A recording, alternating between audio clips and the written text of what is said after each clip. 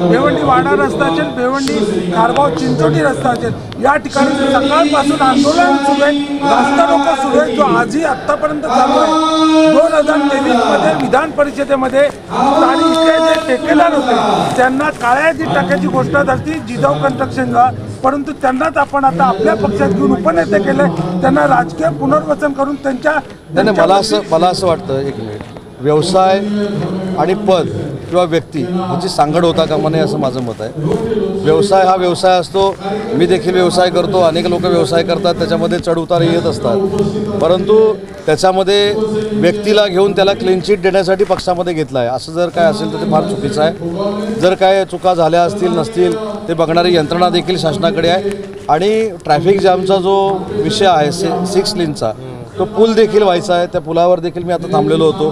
त्याच्यामुळे दादा भुसे साहेब देखील MSRDCचे मंत्री असताना त्यांनी देखील चांगल्या पद्धतीचं काम केलं आहे आणि आता तर स्वतः माननीय एकनाथ शिंदे साहेबांनी अनेक वेळा याच्या बैठका लावलेल्या आहेत। आमचे सगळे आमदार महोदय त्याचा पाठपुरावा करत आहेत, काही कालावधीतच हा 6 लेन रस्ता पूर्ण होईल। सर, ज्या पद्धतीने भिवंडी वाडा रस्त्यावर कोट्यवधी रुपये खर्च करून आमदारांना तिथे खड्डे भरायला उभं राहावं लागतं, त्यांना स्वतः खड्डा भरावा लागतोय। मी साहेब तेच सांगितलं की MSRDCचे सगळी जबाबदारी आता उपमुख्यमंत्री एकनाथ शिंदे साहेबांकडे असल्यामुळं तुमची जी मनातली इच्छा आहे लवकरात लवकर पूर्ण होईल।